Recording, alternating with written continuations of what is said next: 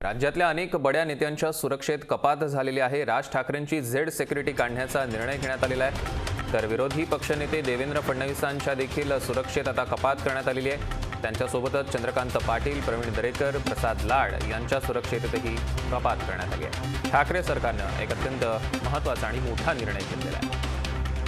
माजी मुख्यमंत्री देवेंद्र फडणवीस, भाजप प्रदेशाध्यक्ष चंद्रकांत पाटील, भाजप नेते आशिष शेलार, विधान परिषद विरोधी पक्षनेते प्रवीण दरेकर यांच्या सुरक्षेत कपात करण्यात आली आहे। देवेंद्र फडणवीसांच्या ताफ्यातील बुलेट प्रूफ गाडी सुद्धा काढली जाणार आहे।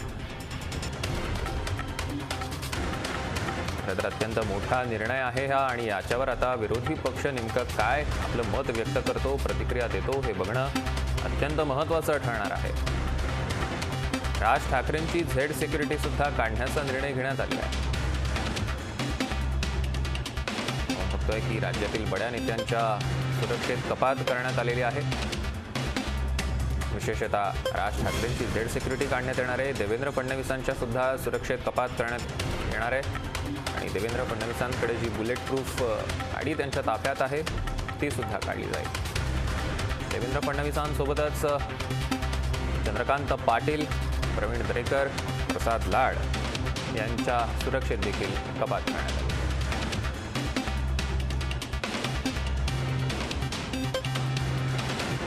त्यामुळे आता विरोधक यावर निश्चितपणे कडाडून टीका करणार यात काहीच शंका नाही आहे। आपण बघतोय यामध्ये आता या निर्णयामुळे खरं तर राज्याचं राजकारण चांगलंच तापणार आहे। भाजप प्रदेशाध्यक्ष चंद्रकांत पाटील, भाजप नेते आशिष शेलार, विधान परिषद विरोधी पक्षनेते प्रवीण दरेकर सगळ्यांच्या सुरक्षेत कपात। विशेषतः विरोधी पक्षनेते देवेंद्र फडणवीसांच्या देखील सुरक्षेत कपात करण्यात आल्यानं आता विरोधकांच्या अगदी प्रखर टीकेला सरकारला सामोरं जावं लागू शकतं।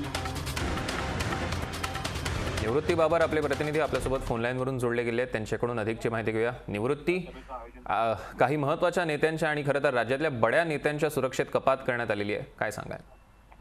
नक्कीच सौरभ, एक महत्त्वपूर्ण निर्णय आहे तो ठाकरे सरकारने घेतलेला आहे। त्याच्यामध्ये अनेक जे राजकीय नेते आहेत त्या नेत्यांची सुरक्षा व्यवस्था आहे ती व्यवस्था कपात करण्याचा निर्णय आहे तो ठाकरे सरकारने घेतलेला आहे। एकंदरीत यामध्ये सर्वात महत्त्वाचं आणि सर्वात मोठं नाव आहे ते म्हणजे मनसेचे अध्यक्ष राज ठाकरे, विरोधी पक्षनेते आणि माजी मुख्यमंत्री देवेंद्र फडणवीस हे दोन महत्त्वाचे नेते आहेत। या दोन्ही महत्त्वाच्या नेत्यांची झेड सुरक्षा जी होती ती झेड सुरक्षा काढण्यात आलेली आहे। त्यांना वाय दर्जाची निवृत्ती असेच आमच्या सोबत जोडलेले रहा। भाजप नेते केशव उपाध्याय आपल्यासोबत फोनलाईन वरून जोडले गेले आहेत। केशवजी, खूप खूप स्वागत तुमचं लोकशाही न्यूज मध्ये।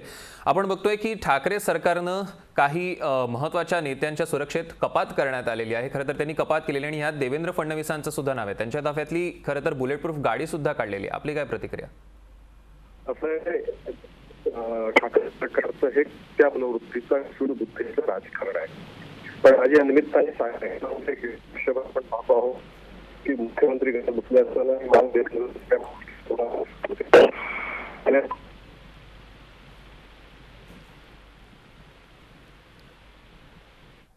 काही तांत्रिक कारणामुळे केशवजींशी आपला संपर्क होऊ शकत नाहीये, पण आपण बघतोय की खरं तर आता चहूबाजूने यावर टीका व्हायला सुरुवात झालेली आहे। कारण अत्यंत खरं तर मोठा निर्णय आहे ठाकरे सरकारचा आणि या निर्णयामुळे विरोधी पक्ष अगदी आता कडाडून टीका करायला सुरू करेल यात काहीच शंका नाही आहे। आपण बघतोय की ठाकरे सरकारचा हा निर्णय कदाचित राज्याला एक वेगळ्या राजकारणाला नवं वळण देऊ शकतो। निवृत्ती बाबर आपले प्रतिनिधी आपल्यासोबत फोनलाईनवरून जोडले गेलेले आहेतच, त्यांच्याकडून पुन्हा एकदा माहिती घेऊया। निवृत्ती, आपण सांगत होतात खरं तर दोन मोठी नावं आहेत, राज ठाकरे आणि देवेंद्र फडणवीस, दोघांची सुरक्षेत कपात करण्यात आल्यानं खरं तर विरोधी पक्ष आता चांगलाच आक्रमक होणार आहे। आपण काय अपडेट्स द्याल?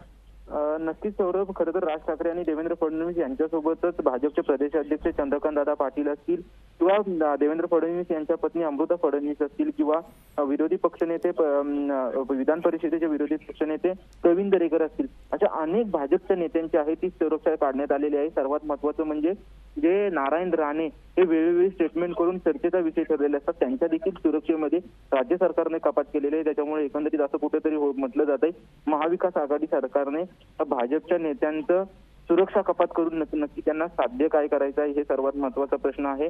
त्यासोबत अनेक महाविकास आघाडीतल्या सरकारच्या नेत्यांची देखील सुरक्षा वाढवण्यात आलेली आहे. एकंदरीत भाजपच्या नेत्यांची सुरक्षा जरी कमी केली असली तरी शिवसेनेच्या अनेक नेत्यांची जी आहे त्यांची सुरक्षा वाढवण्यात आली. त्याच्यामध्ये राज्यमंत्री अब्दुल सत्तार असतील त्यांची सुरक्षा वाढवण्यात आली. युवा सेनेचे अध्यक्ष वरुण सरदेसाई आहेत त्यांची देखील सुरक्षा वाढवण्यात आलेली आहे. विधान परिषदेचे सभापती रामराजे निंबाळकर यांची देखील सुरक्षा वाढवण्यात आलेली आहे. एकंदरीत एकीकडे सुरक्षा कपात केली जात असताना महाविकास आघाडीतील सरकारच्या नेत्यांची सुरक्षा वाढवण्यात आलेली आहे. निश्चितच निवृत्ती, तुम्ही असेच आमच्यासोबत जोडलेले राहा. संदीप देशपांडे मनसे नेते आपल्यासोबत फोनलाईन वरून जोडले गेले आहेत. संदीपजी, आपण बघतोय की ठाकरे सरकारनं अनेक बड्या नेत्यांची या सुरक्षेत कपात केलेली आहे आणि राज ठाकरेंच्या सुरक्षेत देखील कपात केलेली आहे. आपली काय प्रतिक्रिया? नाही, असं आहे की सन्माननीय राजसाहेबांची सुरक्षा कमीची केलेली आहे. आम्हाला त्यांनी काही फरक पडत नाही. महाराष्ट्र सैनिक राजसाहेबांची सुरक्षा तोचपणे बजावायला समर्थ आहे. पण ज्या पद्धतीने सुडाचं राजकारण हे ठाकरे सरकार करत आहे हे मला असं वाटतं योग्य नाही. आणि सत्ता येते सत्ता जाते अशा पद्धतीने तुम्ही जर विरोधी पक्षांवर सूड उगवणार असाल तर ते योग्य नाहीये. आणि मला असं वाटतं ठाकरे सरकार हे सुडागिरीने पेटलेलं सरकार आहे असं ते सगळं एकंदरीत दिसतंय. निश्चितच संदीपजी, पण आपण बघतोय की एकीकडे स्वतः म्हणजे विरोधी पक्षांची किंवा तिथल्या नेत्यांची सुरक्षा कमी करताना शिवसेनेच्या नेत्यांची त्यांनी सुरक्षा वाढवलेली आहे. यातनं ठाकरे सरकारला नेमकं काय सिद्ध करायचं असं आपल्याला वाटतं? नाही, याचं कारण असं आहे की लोकांचा प्रचंड संताप या ठाकरे सरकारवर आहे. ज्या पद्धतीने लोकांची इलेक्ट्रिसिटीची बिल आली आहेत, नंतर शाळेच्या फियांचा प्रॉब्लेम झाला, हे सगळं असताना आता लोकांच्या मनात संताप आहे या सरकारबद्दल आणि शिवसेनेच्या नेत्यांबद्दल. म्हणून कदाचित स्वतःची सुरक्षा वाढवली असेल त्यांनी. निश्चितच संदीपजी, खूप खूप धन्यवाद आपण लोकशाहीला दिलेल्या सविस्तर प्रतिक्रियेसाठी. निवृत्ती, आपण बघतोय खरं तर संदीप देशपांडे आपल्यासोबत फोनलाईनवरून जोडले गेले होते आणि त्यांनी सांगितलं की खरं तर आता सरकार विरोधात रोष वाढलेला आहे जनमानसामध्ये आणि त्यामुळे मग दुसऱ्यांची सुरक्षा कमी करून आपली सुरक्षा वाढवण्याचा प्रयत्न केलेला आहे. जनमानसामध्ये साधारण काय मत असेल असं वाटतं निवृत्ती? नक्कीच सौरभ, ज्या प्रकारे संदीप देशपांडे बोलतायत, संदीप देशपांडे यांचा रोख जो आहे तो रोख एकंदरीत राज्य सरकारने आतापर्यंत दिलेली आश्वासनं जी आहेत ती आश्वासनं पाहण्यामध्ये संपूर्णपणे राज्य सरकार अपयशी आहे. त्याच्यामध्ये वाढीव वीज बिल असेल किंवा अनेक प्रश्न असतील. या प्रश्नांबाबत राज्य सरकारने जी भूमिका घेतलेली आहे त्या भूमिकेच्या विरोधात जे सर्वसामान्य नागरिक आहेत ते सर्वसामान्य नागरिक आहेत त्याच्यामुळे त्या राज्य सरकारच्या काही मंत्र्यांची जी सुरक्षा आहे ती वाढवण्यात आली असावी असं संदीप देशपांडे एकंदरीत म्हणलेले आहेत. परंतु सर्वसामान्यांच्या मते एकंदरीत हे कुठेतरी सुडाचं राजकारण जे आहे ते राजकारण केले जाण्याची शक्यता अशी आहे. अशा सर्वसामान्यांमध्ये भावना व्यक्त होण्याची केली जाण्याची शक्यता आहे. कारण की भाजपच्या अनेक मोठ्या नेत्यांची या लिस्टमध्ये नाव आहे. त्याच्यामध्ये देवेंद्र फडणवीस असतील, नारायण राणे असतील, भाजपचे प्रदेशाध्यक्ष चंद्रकांत दादा पाटील असतील, भाजप नेते आशिष शेलार असतील, प्रवीण दरेकर असतील, अशा अनेक नेत्यांची यामध्ये नाव आहे. तर दुसरीकडे शिवसेनेचे आणि काँग्रेसचे विजय वडेट्टीवार आहे त्यांची देखील सुरक्षा वाढवलेली आहे. त्याच्यामुळे कुठेतरी सोडाचं राजकारण जे आहे ते राजकारण होईल असं कुठेतरी चर्चा केली जाण्याची शक्यता आहे. आणि आता भाजपकडून काय प्रतिक्रिया येते हे पाहणं महत्त्वाचं ठरणार आहे. निश्चितच निवृत्ती, भाजपकडनं काय प्रतिक्रिया येते हे बघणं महत्त्वाचं ठरणार आहे. तुम्ही असेच आमच्यासोबत जोडलेले राहा.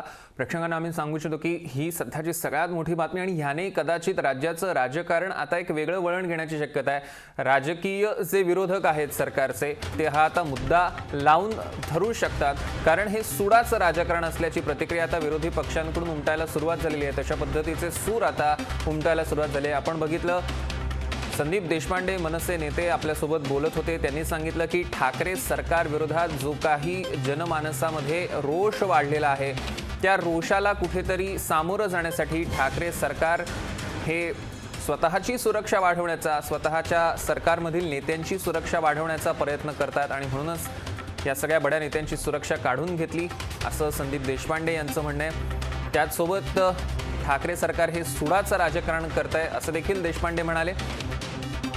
त्यामुळे आता ह्यावरून राज्याचं राजकारण पुन्हा एकदा पेटण्याची शक्यता आहे. नवा वाद उद्भवू शकतो, कारण राज ठाकरेंची झेड सिक्युरिटी काढण्याचा अत्यंत महत्त्वपूर्ण खरं तर मोठा निर्णय हा ठाकरे सरकारचा म्हणावा लागेल. विरोधी पक्षनेते देवेंद्र फडणवीसांच्या देखील सुरक्षेमध्ये कपात करण्यात आलेली आहे. त्यांच्याकडे जी बुलेट प्रूफ गाडी होती ताफ्यात ती कमी करण्यात आली आहे.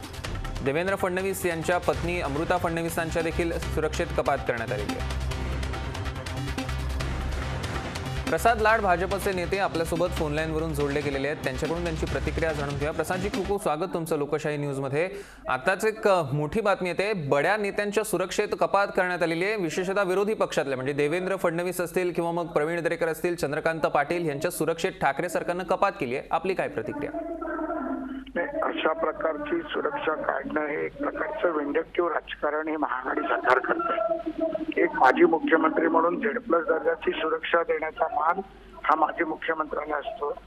पण तरी देखील आणि राज्याचे पक्षाचे अध्यक्ष, राष्ट्रीय पक्षाचे अध्यक्ष म्हणून त्यांना संरक्षण पुरवणं, विरोधी पक्ष नेता म्हणून संरक्षण पुरवणं हे खरं सरकारचं काम आहे. आणि हे सरकार काम करत असताना मला असं वाटतं की यामध्ये एक समिती गठीत केली जाते. IB असेल, रॉ असेल, इंटेलिजन्स ब्युरो असेल, राज्याची यंत्रणा असेल, त्याच्या माहितीच्या आधारावर हे संरक्षण दिलं जातं. पण हे राजकीय सूडबुद्धीने केलेलं काम आहे असं मला वाटतं. मला एक स्पष्टपणे सांगायचं आहे की त्यावेळेला देवेंद्र फडणवीस मुख्यमंत्री होते, तर उद्धव ठाकरे कुठल्याही पदावर नसताना फक्त शिवसेना पक्षप्रमुख म्हणून देखील त्यांना Z+ दर्जाची सुरक्षा दिली होती. त्यांना असलेल्या धोक्यामुळे दिली होती. आणि वेळोवेळी देवेंद्रजींनी याची काळजी घेतली की उद्धवजींचं संरक्षण कशा पद्धतीत चांगल्या प्रकारे राहील. मला असं वाटतं की आज उद्धव ठाकरेंनी या गोष्टी लक्षात घेतल्या पाहिजेत. आमच्यासारख्या सर्वच कार्यकर्त्यांचं संरक्षण विड्रॉ केलंय, त्याचा आम्ही निषेध करतो. निश्चितच प्रसादजी, खूप खूप धन्यवाद आपण लोकशाहीला दिलेल्या सविस्तर प्रतिक्रियेसाठी. आपण बघतोय की आता भाजपकडनं देखील प्रतिक्रिया उमटायला सुरुवात झालेली आहे.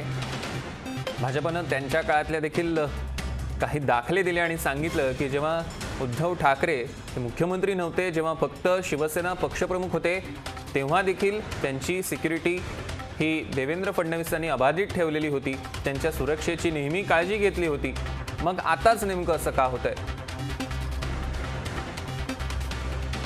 राम कदम आपल्यासोबत फोन लाईनवरून जोडले गेलेले आहेत. रामजी, खूप खूप स्वागत तुमचं लोकशाही न्यूजमध्ये. आत्ताची मोठी बातमी आहे खरं तर की भाजपच्या अनेक नेत्यांच्या सुरक्षेत कपात करण्यात आलेली आहे. म्हणजे अगदी देवेंद्र फडणवीस असतील किंवा मग प्रवीण दरेकर, चंद्रकांत पाटील, सगळ्यांच्या सुरक्षेत कपात केलेली आहे. आपली काय प्रतिक्रिया?